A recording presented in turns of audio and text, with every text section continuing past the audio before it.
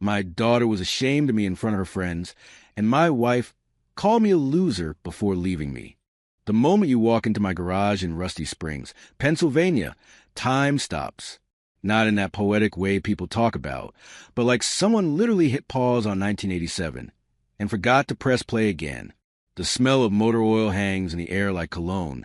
Guns N' Roses' Sweet Child of Mine crackles to my ancient radio, and the calendar on the wall is so faded you think Ronald Reagan might still be president. I'm David, 45, just your average small-town mechanic with grease permanently embedded under my fingernails and a passion for fixing things that most people would rather throw away. This town, man, Rusty Springs, is exactly what it sounds like, a place where everything's a little weathered, a little worn down, but somehow keeps on ticking. The diner still serves those thick milkshakes in metal cups, cold enough to give you brain freeze, but worth every second the pain. There's even a corner with 2 arcade machines, Pac-Man and Galaga, that the owner, Jimmy, keeps running for the atmosphere, though I'm probably the only one who still drops quarters in them during lunch breaks. My Ford F-150 has seen better days, but the tape deck still works perfectly. Got my Bon Jovi, Springsteen, and Aerosmith cassettes in the glove compartment.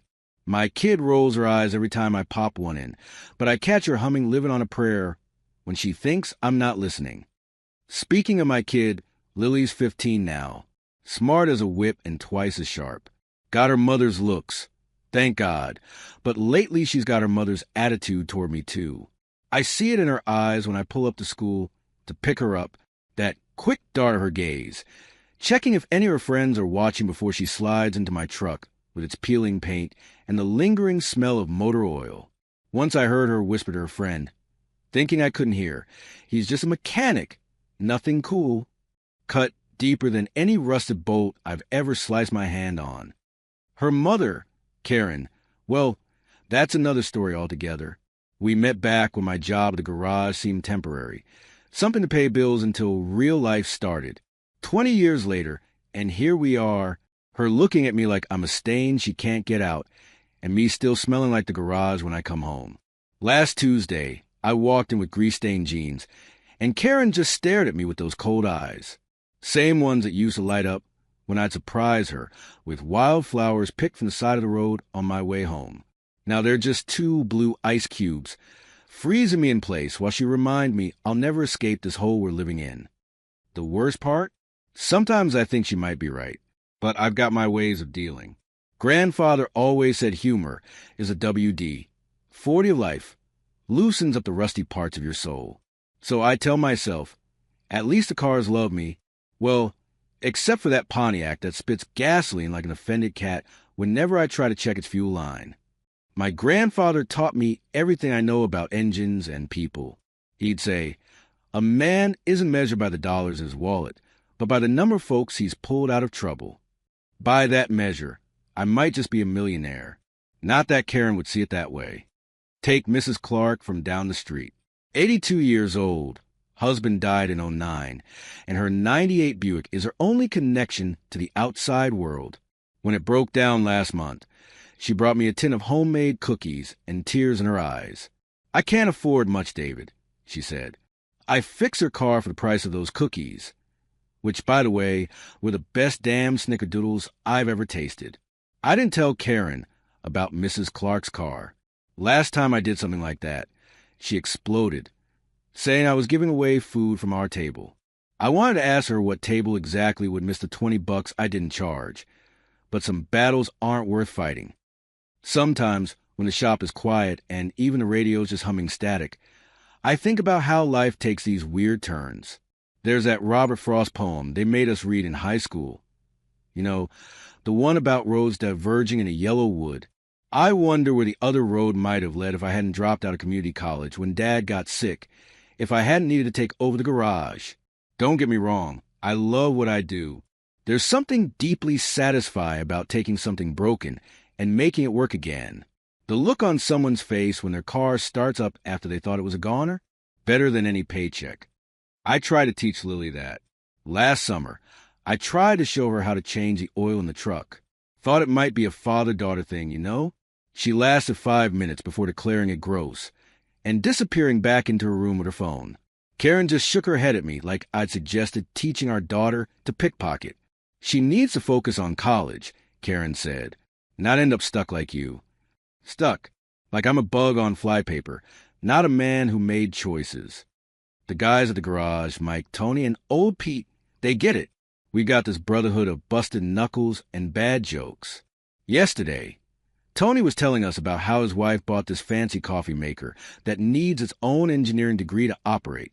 Spend 15 minutes trying to get a cup of coffee, he said, and all I got was hot water with floating beans and a lecture about how I don't appreciate nice things. We all laughed, but there was that undercurrent, you know? That feeling that maybe our wives had a point. Maybe we should want more than what we have. But here's the thing about wanting more. Sometimes it feels like betraying who you are. Like I'm supposed to be ashamed of loving the simplicity of taking apart an engine, understanding all its pieces, and putting it back together better than it was before. On my workbench, there's a photo of Lily when she was 7. She drew this picture of me as a superhero with a wrench instead of a cape. Daddy the Fixer, she called me. Said I could fix anything in the whole wide world. That picture's faded now, yellowed at the edges, but I keep it there to remind me of when I was someone's hero. Last night, Karen and I had another fight. Same one we've been having for years, just with different words. She want me to show some ambition. Maybe sell the garage, get a management job at the auto parts chain that opened in the next town over. Wear a tie, make more money, be someone she can introduce at parties without that tight little smile. Either you change or I'm done, she said. Not a threat, a fact, laid down between us like a line in the sand. Lily was supposed to be asleep, but I saw her shadow retreat from the hallway, listening, absorbing, judging. Later, alone in the garage with just the crickets and the distant sound of the highway for company, I found myself staring at that old drawing on the wall. Daddy the Fixer. What a joke. I can't even fix my own marriage, my relationship with my daughter. Maybe I really am nobody. Just a greased monkey in a dying town, holding on to memories like they're vintage car parts. No practical use, but too much sentimental value to throw away. I flipped on the radio, trying to drown out my thoughts. And wouldn't you know it, Bon Jovi's Living on a Prayer started playing. Tommy and Gina holding on to what they've got. Does it even make a difference if you make it or not? I turned it up, let the music fill the empty spaces. Tomorrow would be another day of fixing other people's problems while my own fell apart. But for tonight, maybe that prayer was enough. That Bon Jovi song was still echoing in my head 3 weeks later when I found the divorce papers on the kitchen counter. No warning, no final conversation, just cold legal documents with yellow sticky tabs showing me where to sign my life away. Karen hadn't even waited for me to come home to drop the bomb. The coward's way out, leaving papers to do the talking she couldn't face. I stood there, still smelling of motor oil and someone else's brake fluid, staring at those papers like they were written in hieroglyphics. Turned out Karen had been planning this for months. She'd been seeing Greg Peterson, a hotshot lawyer from a fancy part town whose BMW I'd seen parked outside the diner a few times. Never thought much about it before. Now I couldn't stop thinking about it. Greg with his perfect haircut that probably cost more than I make in a day. Greg with his whitened teeth and tailored suits. Greg who'd never had to crawl under a car in January when the temperature dropped, so low your fingers stick to metal if you're not careful. The worst part came a week later at Lily's school concert.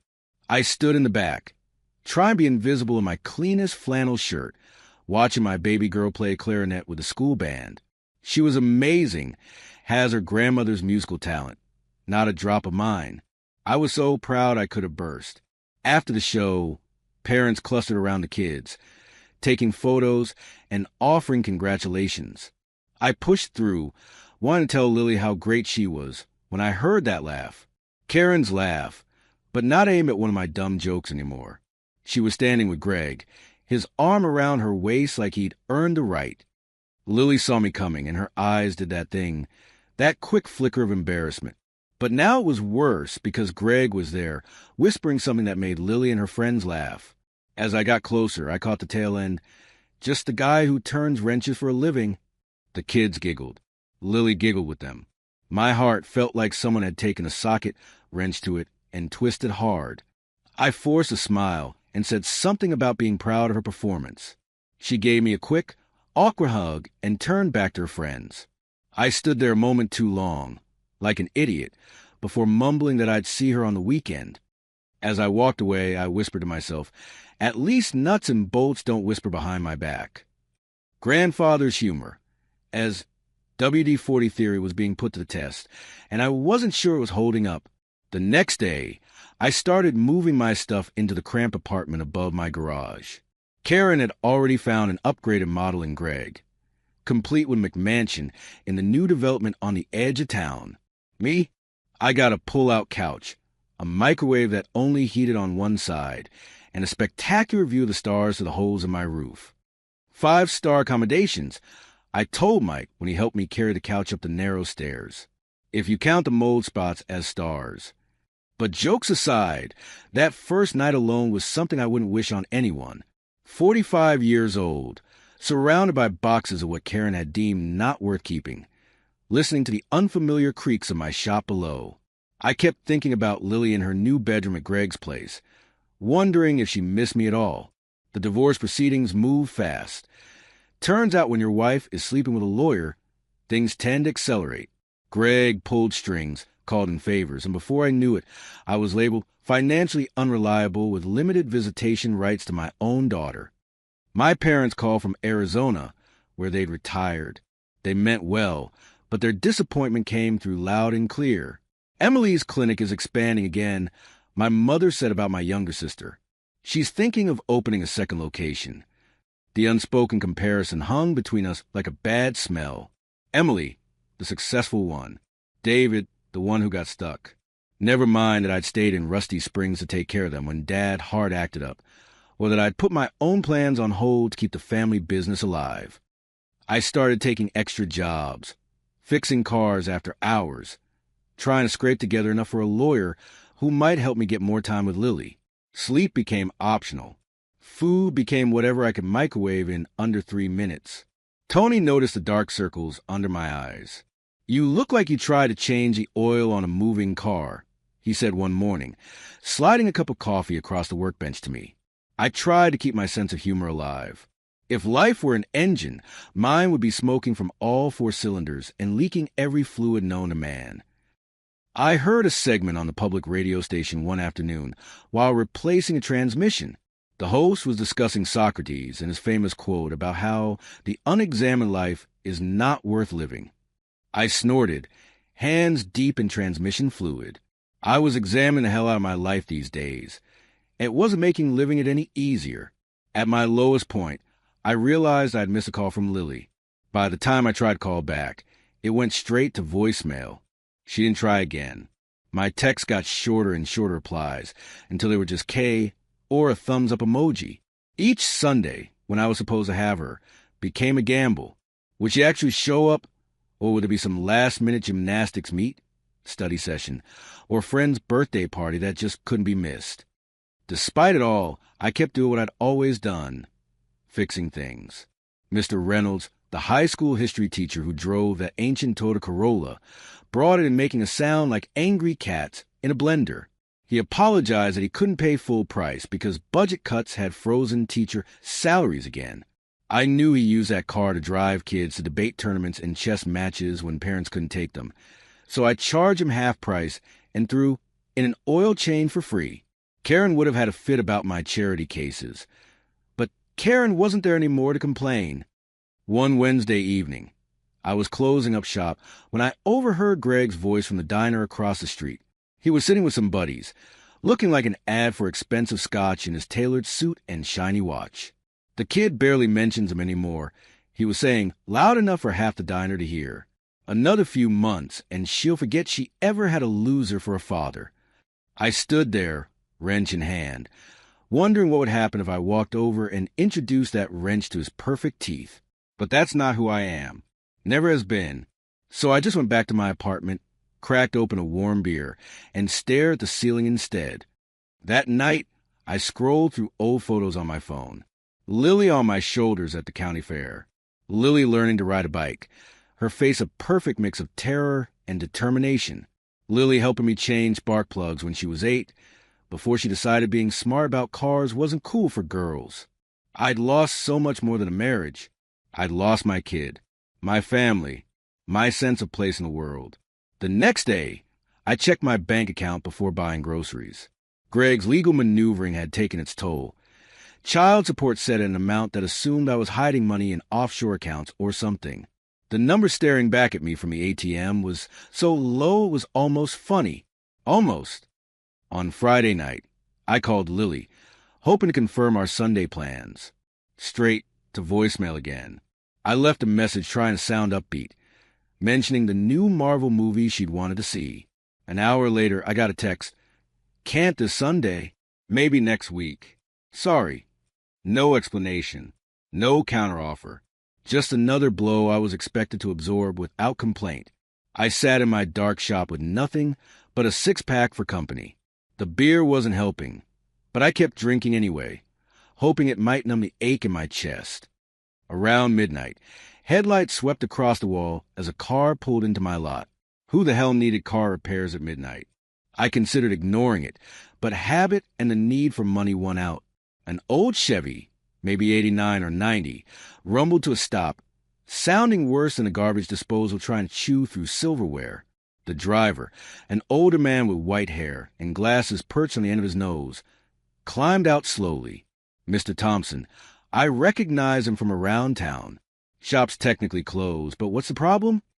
He looked at me with sharp eyes, taking in my disheveled appearance and the beer in my hand. Sounds like we both got problems, son. Mine's just louder.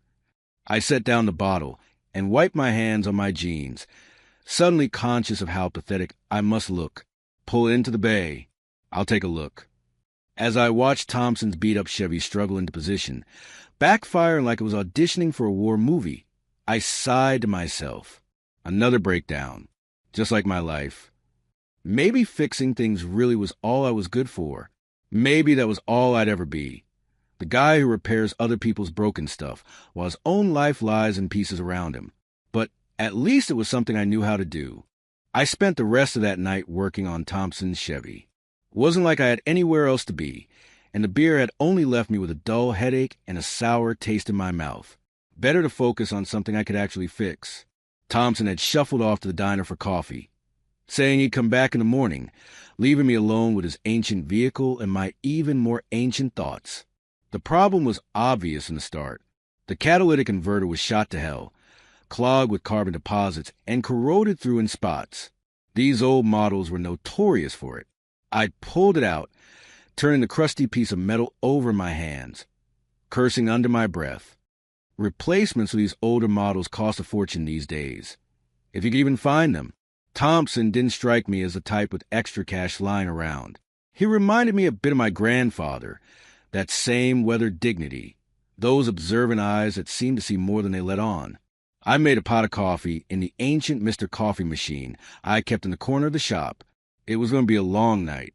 By 2 a.m., I was on my fourth cup, the bitter dregs keeping me just this side of conscious. My mind was spinning in that weird, half-lucid way that happens when you're running on caffeine and insomnia. I stare at the pile of spare parts of my might-be-useful-someday bin, the mechanical equivalent of a junk drawer that every good mechanic keeps. My grandfather's voice echoed in my head. Sometimes you gotta make do with what you got, Davy boy. He was a master of improvisation, could practically build an engine from duct tape and paper clips if pushed. Something clicked in my brain. Maybe it was the coffee. Maybe it was desperation. Maybe it was just that I needed to create something when everything else in my life was falling apart. I mumbled to myself, hands already reaching for parts. If I can't fix my family, at least I can fix this piece of junk. The hours blurred together. I cobbled together a makeshift catalytic converter using parts from 3 different vehicles, adding a custom chamber I designed on the fly. My hands moved almost automatically, guided by some instinct I didn't fully understand. I modified the airflow, adjusted the filtration system, incorporated a heat exchange mechanism I'd been tinkering with for years, but never had a reason to implement. Dawn was breaking when I finally installed my Frankenstein creation into Thompson's Chevy. My eyes burned from lack of sleep, and my back screamed from hours hunched over the workbench. but something felt right, like the way a perfect chord sounds when you hit all the notes. I turned the key, expecting the usual protest of an old engine. What happened next nearly gave me a heart attack. The car started with barely a whisper, a sound so quiet I had to check twice to make sure it was actually running. No backfiring. No black smoke belching from the exhaust. Just a gentle, almost electric smooth purr. I backed it out of the garage and took it for a quick test drive around the empty morning streets. The Chevy moved like it had dropped 20 years, responsive and weirdly efficient. I kept checking the fuel gauge, certain my eyes were playing tricks on me, but it barely moved. By the time I pulled back into the garage, my hands were shaking, not from caffeine this time, but from a strange, unfamiliar feeling. Pride? Hope? I couldn't quite name it. Thompson arrived just after 8, carrying a bag from the diner that smelled like heaven, or at least like bacon and eggs. Figured you might need breakfast, he said, setting it down on my workbench. His eyes moved his car, sitting there so innocently, as if it hadn't just done something impossible. You got it running? I nodded, still not trusting myself to explain what had happened. Take it for a spin. Thompson raised an eyebrow, but climbed in without comment. I watched him pull out of the garage, his face a mask of concentration as he listened to his engine. When he came back 10 minutes later, his expression had changed completely. There was a light in his eyes I hadn't noticed before, a sharp, calculating intelligence. "What exactly did you do to my car, son?" he asked, voice careful, measured. I explained as best I could, showing him the contraption I'd built. Thompson listened intently, asking questions that surprised me with their technical precision. Turned out the old man wasn't just some retiree with a beater car. He was a former engineer for Ford, with a specialization in emission systems. "Test it again," he said, handing me the keys. "I want to be sure." We spent the morning running diagnostics, measuring outputs, calculating efficiency. Thompson had equipment in his trunk that I'd never seen outside a professional lab. Sensors and meters that looked like they belonged in NASA, not Rusty Springs. The numbers didn't lie. My cobbled-together catalytic converter was reducing emissions by nearly 70% compared to standard models. The fuel efficiency had jumped by almost 35%. It was running cleaner than cars a quarter of its age. Thompson stared at me like I just pulled a rabbit out of my hat. "David, do you realize what you created here?" I shrugged, suddenly uncomfortable. "Just fix your car with what I had on hand." He snorted, shaking his head. "This isn't a fix, son. This is a breakthrough. I spent 30 years at Ford, and I never saw anything like this. This is the golden ticket." I laughed, the sound hollow even in my own ears. Me? An inventor? I thought my greatest invention was the peanut butter and potato chip sandwich at 3 a.m. Thompson wasn't laughing. He was looking at me with those penetrating eyes, seeing past the grease-stained mechanic to something I couldn't even see in myself. The auto industry has been trying to solve this emissions problem for decades. Detroit would pay millions for this technology. It's like the Walkman was to the 80s a game changer. My mind couldn't process what he was saying. People like me didn't invent things. We fixed things other people invented.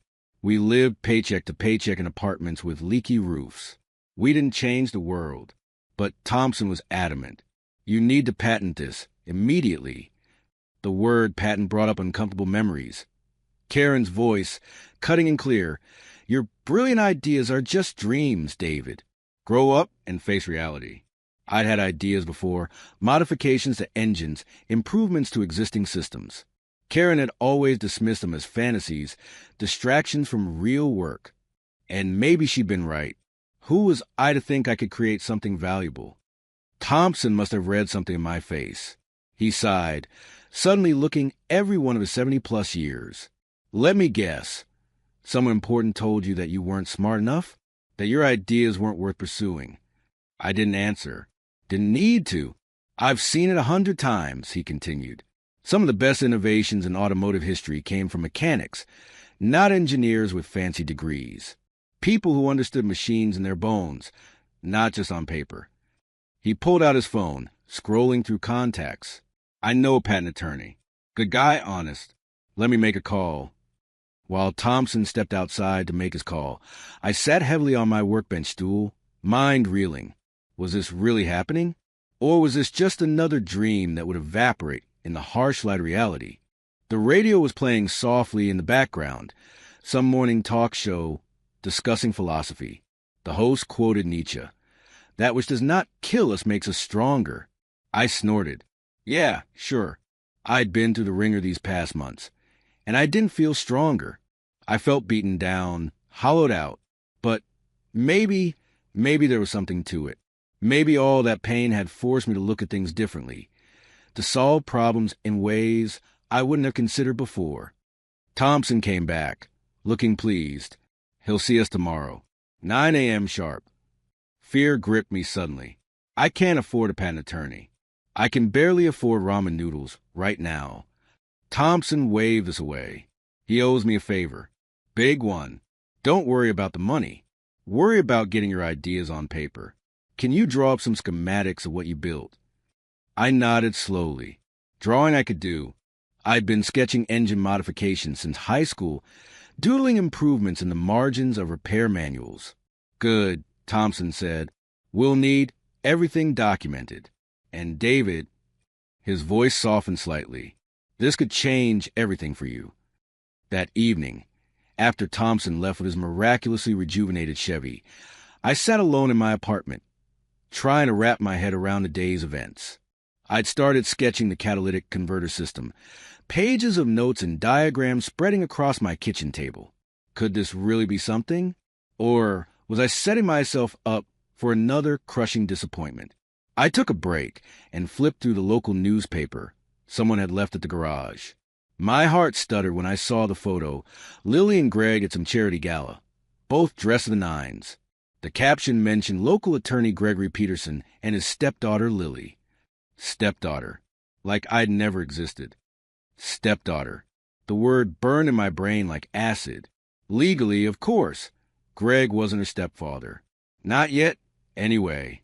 But the paper had just written me out of existence, as easily as erasing a pencil mark. I stared at Lily's face in the photo. She was smiling, but it didn't quite reach her eyes. Or maybe that was just what I wanted to see. Maybe she was perfectly happy in her new life with her mother's upgraded model of a father, successful, respected, someone who wore suits instead of coveralls. I looked from the newspaper to my sketches and back again. Maybe Thompson was right. Maybe this was my chance to prove I wasn't a nobody after all. I worked through the night, refining my drawings, writing down every detail I could remember about how I'd built the converter. When had I become so precise? Maybe those years of fixing every kind of engine had taught me more than I realized. Maybe I'd been learning all along, even when I thought I was just getting by. By dawn, I had a comprehensive set of schematics and a pounding headache. I showered quickly, trying to wash away the grease under my fingernails. It never fully came off anymore. Years of motor oil had stained them permanently. I put on my one decent shirt, the blue button-down I saved for parent-teacher conferences and court appearances. It felt tight around the collar, or maybe that was just anxiety closing my throat. The patent attorney's office was in Harrisburg, an hour's drive from Rusty Springs. Thompson picked me up in his Chevy, which still ran with that uncanny smoothness that made me question whether I'd actually created it. Nervous? Thompson asked, glancing at my white-knuckle grip on my folder of drawings. Terrified, I admitted, what if he laughs us out of his office? What if this is nothing special after all? Thompson's weathered face cracked into a rare smile. He won't laugh. I've already sent him some of the preliminary data. He's intrigued. Just be yourself. Be myself. The advice people give when they don't know what else to say. Who was myself anymore? A failed husband? A forgotten father? A mechanic with grease-stained dreams? The lawyer, Harrison Phelps, wasn't what I expected. No slick suit or corner office with a view. Just a rumpled guy about my age with reading glasses perched on his nose and a cluttered desk that made my workbench look organized. He studied my drawings in silence for what felt like hours, occasionally making a note or asking a clarifying question. Finally, he set them down and looked at me over his glasses. Mr. Reeves, I'll be honest with you. What you created here could be extremely valuable. The emissions reduction alone would be significant for automotive manufacturers facing increasingly strict regulations. The fuel efficiency is an added bonus that consumers would pay premium for. My mouth went dry. So what happens now? What happened was a crash course in patent law, intellectual property rights, and the cutthroat world of automotive innovation. Phelps explained the process, the costs, the timeline. The numbers made my head spin, both the expenses and the potential payoff.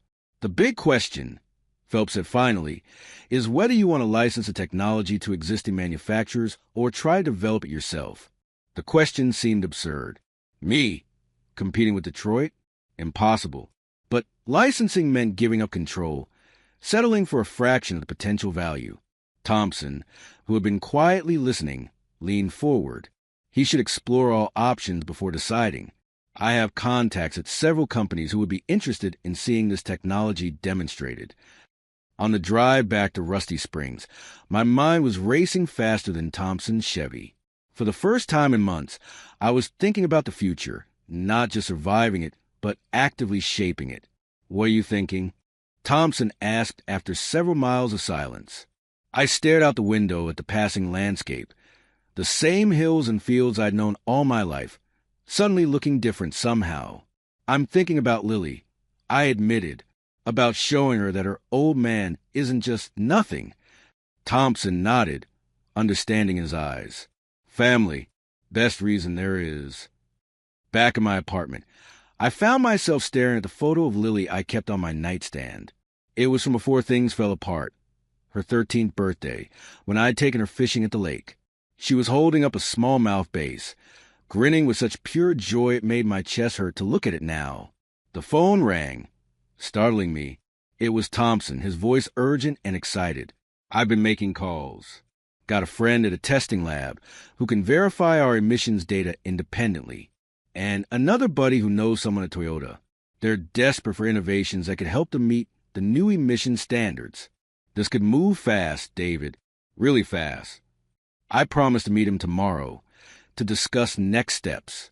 After I hung up, I picked up Lily's photo again, tracing her smile with my finger. This is for us, kiddo. I whispered.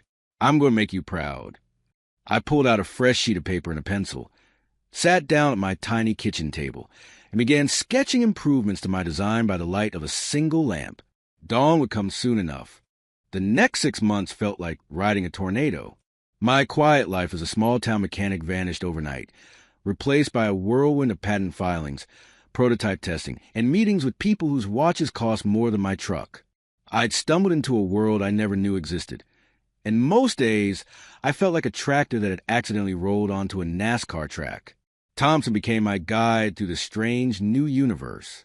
Without him, I'd have been lost, or worse, taken advantage of by the first smooth-talking businessman who saw an opportunity to steal my invention. My first big meeting with automotive executives was nearly a disaster. I showed up in my best Levi's and a button-down shirt I'd ironed that morning. The receptionist at the Detroit high-rise gave me a look that said I'd taken a wrong turn somewhere around the janitor's closet. Suit, Thompson had asked when he picked me up that morning. I'd laughed. I thought these jeans were the dress code. He'd shaken his head, but didn't push it. Some battles weren't worth fighting. And honestly, if these people were going to judge me by my clothes rather than my ideas, we didn't have much to talk about anyway. The testing lab confirmed what Thompson had suspected. My catalytic converter reduced emissions by a staggering 73%, while improving fuel efficiency by nearly 40%. The independent verification gave our patent application real teeth, transforming it from a garage mechanic's pipe dream into documented technological innovation. Phelps, the patent attorney, negotiated like a man possessed. They smelled blood in the water, he explained after one particularly tense meeting with representatives from a major manufacturer. You've created something they spent billions trying to develop. They want it, but they want it cheap. The sharks circled closer. A mid-level executive from General Motors arrived at my garage one Tuesday morning, all smiles and handshakes. He introduced himself as Robert, wore a suit that probably cost more than 3 months of my rent, and spoke about synergistic opportunities and strategic partnerships like he was reading from a corporate buzzword bingo card. Then came the offer, $50,000, for all rights to my invention, forever. I'd spent enough time with Thompson and Phelps by then to know this wasn't just lowballing, it was highway robbery.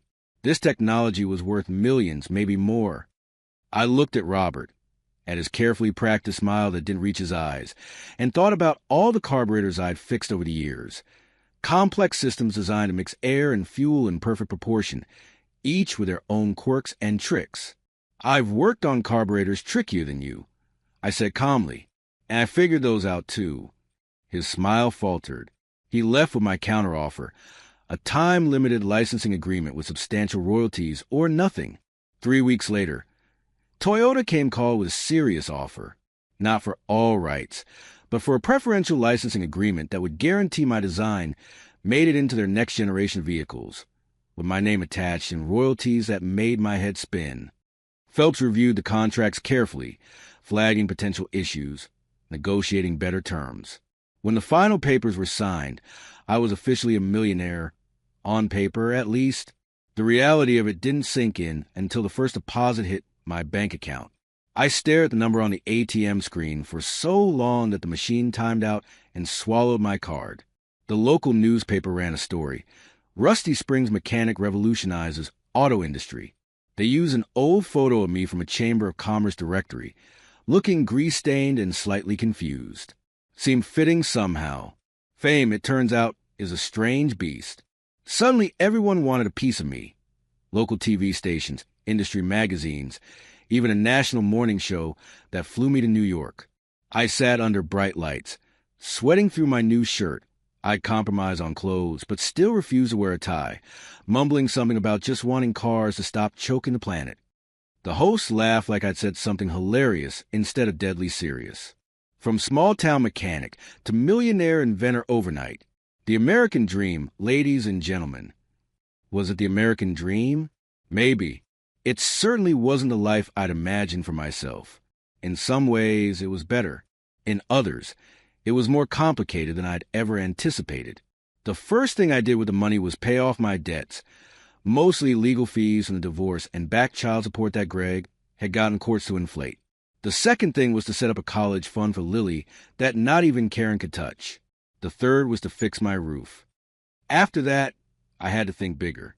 Rusty Springs had been struggling since the textile factory closed in '08. The public library was operating on reduced hours, and the high school had cut all its shop classes due to budget constraints. I remembered what my grandfather used to say, "A lucky man fills his own pockets. A good man builds bigger pockets for everyone." So I established a foundation to fund the library and created a free automotive training program for local teenagers who wanted to learn a trade. When the mayor asked why, I quoted Emerson, "Do not go where the path may lead, go instead where there is no path and leave a trail." Then I added, "I'm blazing at trail and work boots, not fancy shoes." The success changed things with my parents, too. They flew in from Arizona for the ribbon-cutting ceremony at the new library wing. Mom hugged me with tears in her eyes, and Dad clapped me on the shoulder with a pride I hadn't seen since my high school football days. "We were wrong, David," Mom said simply. No long explanations or excuses, just acknowledgement. Sometimes that's all you need. My sister Emily called too. "Guess I'm not the only success story in the family anymore," she said, laughing. "My patients keep asking if I'm related to the David Reeves." But the most significant change was brewing with Lily. She didn't call immediately after the news broke. Didn't text. Silence for 3 weeks that felt like 3 years. Then one rainy Tuesday, she appeared at the garage door, soaking wet and looking uncertain. My heart nearly stopped. "Hi, Dad," she said. Just that. 2 words that contained universes. I wanted to rush to her, wrap her in my arms like when she was little. Instead, I carefully wiped my hands on a rag and asked if she wanted some hot chocolate. She nodded, and we went up to my apartment. No longer the sad little space above the garage, but a properly renovated living area with actual furniture and no leaks. She sat awkwardly on my new couch, looking around at the changes. Mom says you got lucky, she finally said. Not accusatory, just reporting. I nodded. Luck played a part. Being desperate enough to try something different played a bigger part. Greg says, she started, then stopped herself. Never mind what Greg says. Progress. Small but real. She told me about school, about wanting to apply to art programs, about how her friends now thought I was actually kind of cool for inventing something. I listened, savoring every word like a starving man at a feast. When she was leaving, I gave her two things: a professional-grade sketchbook with her name embossed on the cover, and an envelope containing information about a summer art program in New York, already paid for. You're my best project, I told her, voice rough with emotion. Always have been. She hugged me then, brief but real, before pulling back. Not ready for more. Not yet, but it was a start. Her friends might think I was cool now, but winning back my daughter's trust would take more than invention or money. It would take time and consistency. Proving I was still the dad who once fixed her broken toys and taught her to ride a bike. Just when things were looking up, Greg showed his true colors. He filed a lawsuit claiming partial credit for my invention. According to his legal filing, we had discussed the concept during a school event, and I had appropriated his intellectual contribution. Complete fiction, of course. The man probably couldn't identify a catalytic converter if it was labeled and sitting on his desk, but he had resources, connections, and most importantly, a bruised ego that couldn't handle my success. When Thompson told me about the lawsuit, I actually laughed. Greg with a wrench? He'd cut himself. Phelps wasn't amused. Frivolous lawsuits can still be expensive and time-consuming, he warned. And Peterson has friends in the local courts. So we gathered evidence, detailed notes from my initial work, Thompson's testimony about discovering the prototype, dated sketches, and material receipts. We built a fortress of documentation that Greg's fancy law degree couldn't breach. The case dragged on for months, becoming the talk of Rusty Springs. People took sides. Most supported the hometown hero over the outsider. But Karen's friends, the country club set who'd always looked down on my grease-stained existence, stood firmly with Greg. Through it all, Lily walked a tightrope. She never publicly supported either side, caught between warring father figures. I never pushed or choose, never spoke ill of Greg in her presence despite the temptation. Fighting for my invention was important. Fighting for my daughter's heart was essential. Our relationship thawed slowly. She began stopping by the garage after school sometimes, sitting on a stool and doing homework while I worked. Occasionally she'd ask questions about cars or the business side of my invention. Small connections, rebuilt one conversation at a time. One day, she brought a friend, a quiet girl named Megan, who, it turned out, loved classic cars. I showed them the 1966 Mustang I was restoring, explaining the engine work while they listened with surprising interest. Could girls do this kind of work? Megan asked hesitantly. Some of the best mechanics I know are women. I told her honestly. They pay attention to details guys miss. That led to an impromptu lesson on changing oil, with both girls laughing at how dirty their hands got, but proud of the new skill. A week later, for more of Lily's friends showed up, curious about cars and a man who'd invented something important enough to be on the news. The free automotive class I'd started suddenly had a new demographic. Teenage girls determined to prove they could turn wrenches with the best of them. In October, 8 months after Thompson's Chevy had rolled into my life, I received an invitation to speak at the Detroit Auto Show. My invention was being incorporated into multiple production lines, and the industry wanted to showcase their commitment to greener technology. I was to be the face of automotive innovation. Me, David Reeves, high school graduate and small-town mechanic. When I showed the invitation to Thompson, he smiled that rare, full smile. Told you it was a golden ticket. I spent weeks agonizing over my speech. What did I have to say to an audience of executives, engineers, and industry insiders? I was just a guy who fixed things, who'd gotten lucky once because desperation had pushed me past my usual limits. 2 days before I was set to leave for Detroit, my phone pinged with a text from Lily. My hands were so slick with nervous sweat that I dropped the phone twice before I could read it. Dad, I'm coming to Detroit. Mom said no, But Greg said yes. Weird, right? I'll be there for your speech. I stare at those words for a full minute, my heart hammering against my ribs. My daughter was coming to see me speak. My daughter was proud enough of me to fight for this. Then panic set in. What if I messed up?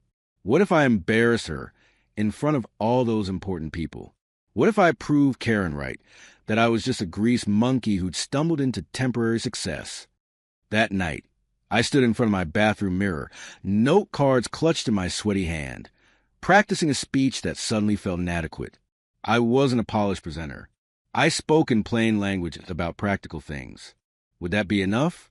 What if I let her down again? I asked my reflection.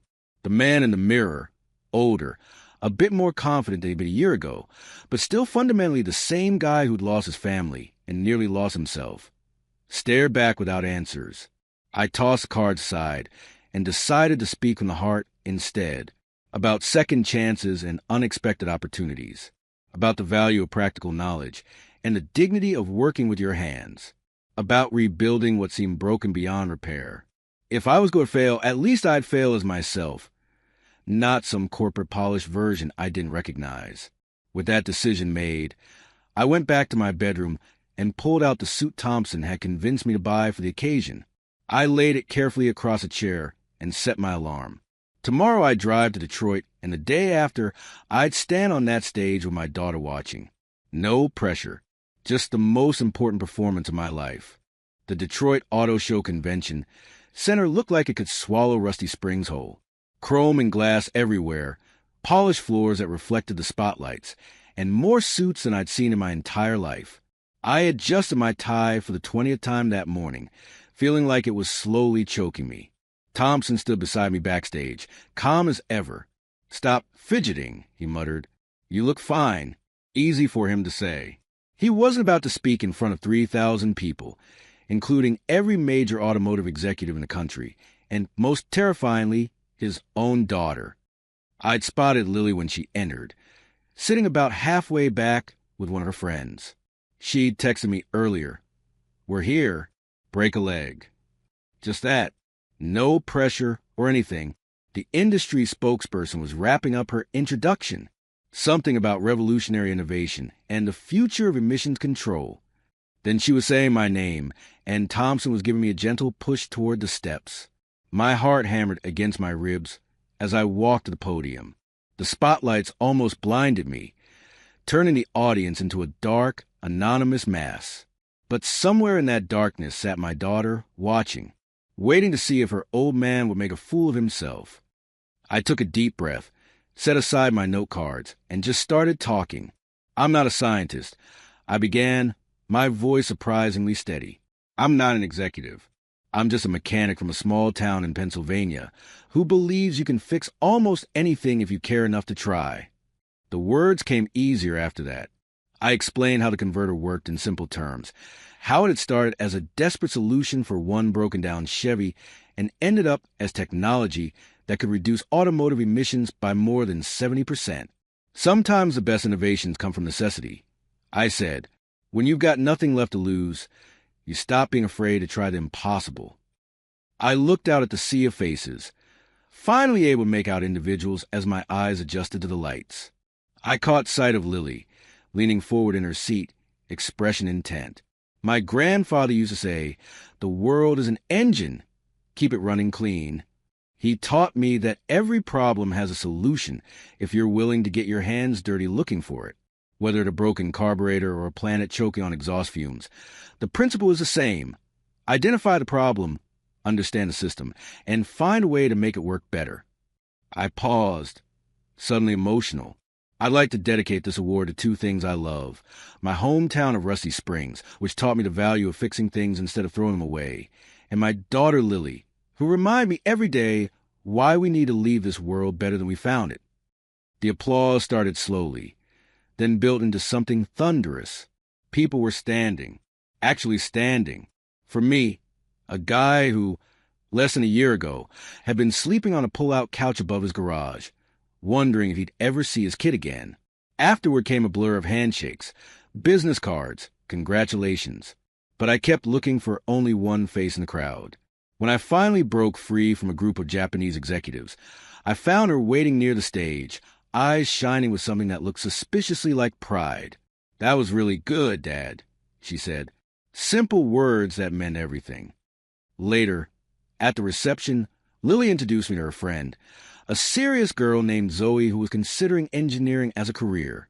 While we talked, I noticed Lily telling a small group of industry people something that made them look at me with new interest. When she caught my questioning glance, she shrugged. "I just told them about how you used to fix my bike every time I crashed it, even when Mom said I should be more careful with my things. How you never made me feel bad about breaking stuff."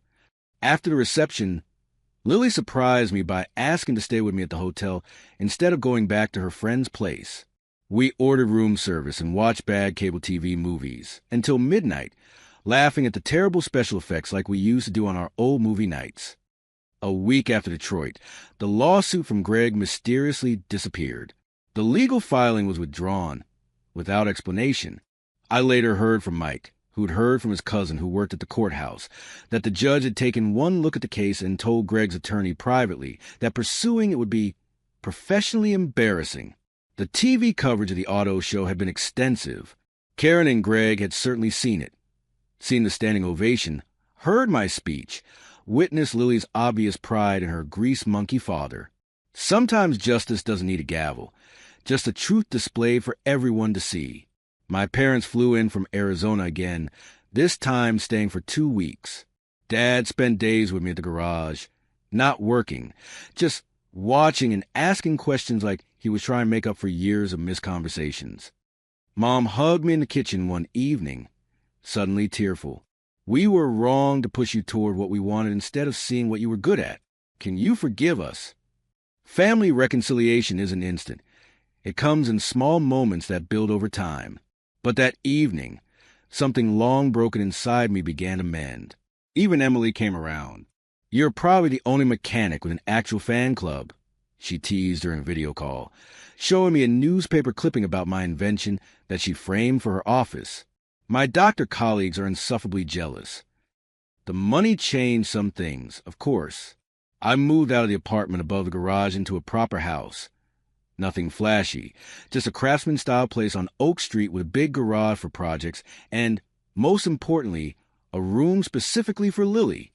I painted it teal, her current favorite color, and bought art supplies that the salesperson assured me were professional grade.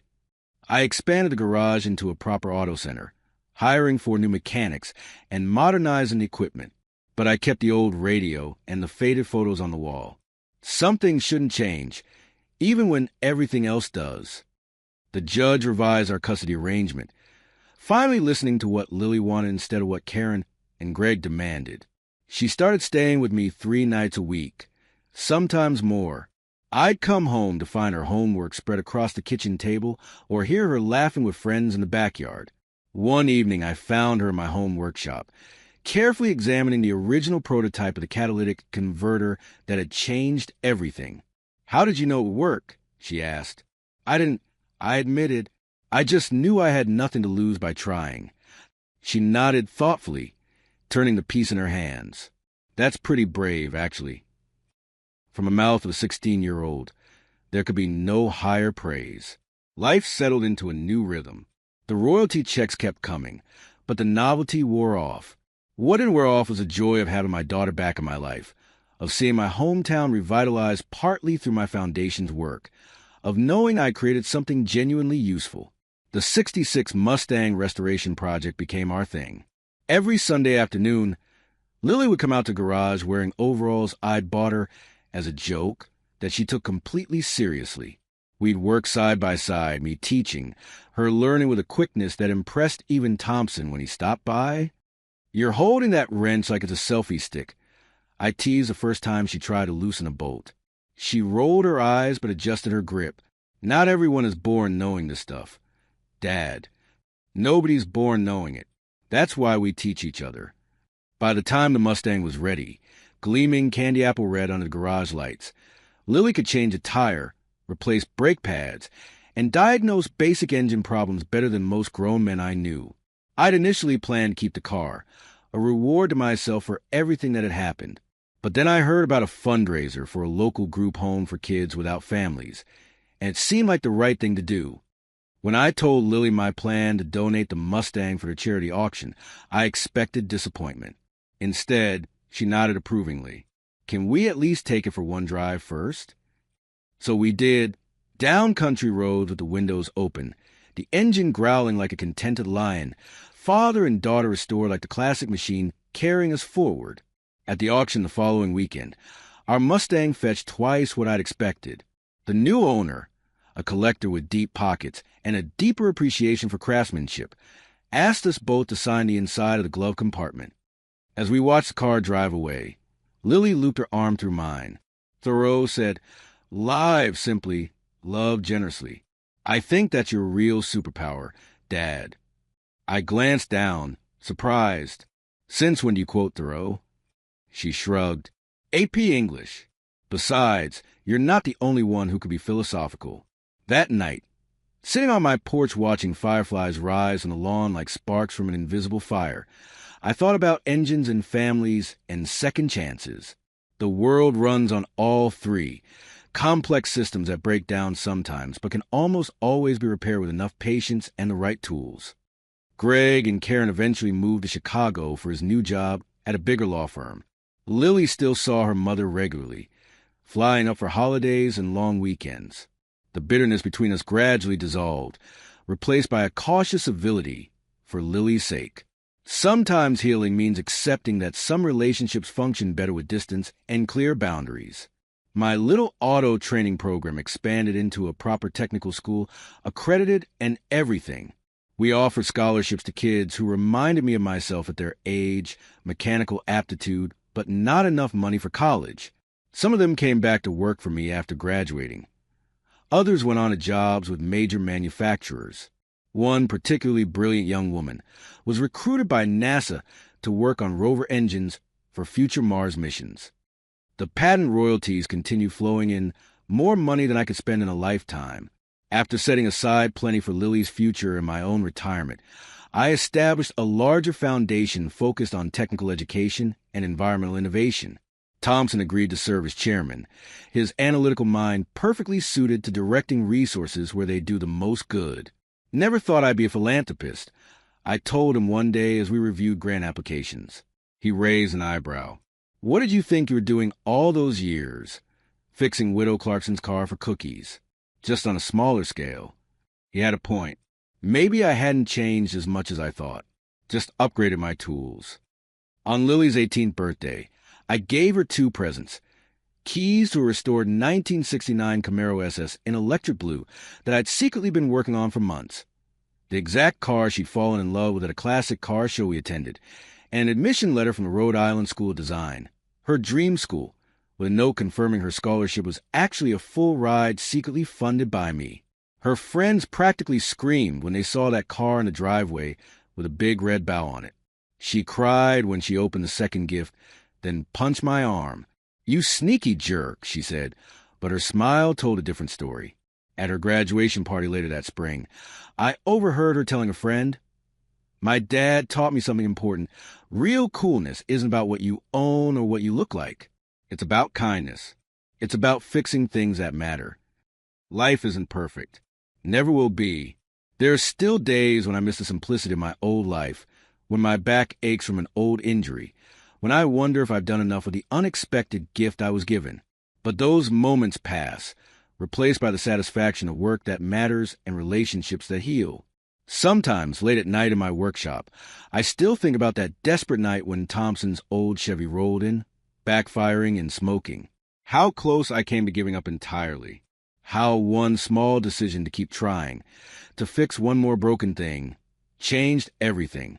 Maybe that's the secret engine that drives us all forward. Not money or fame or recognition, but the simple human desire to repair what's broken, to make something work again, to leave things better than we found them. As my grandfather always said, the world is an engine. Keep it running clean. I've got grease under my fingernails that will never fully wash away. I still wear Levi's most days instead of suits. I still think a good socket wrench set is more valuable than almost anything you can buy in a fancy store. Some things don't change, even when everything else does. And that's exactly as it should be.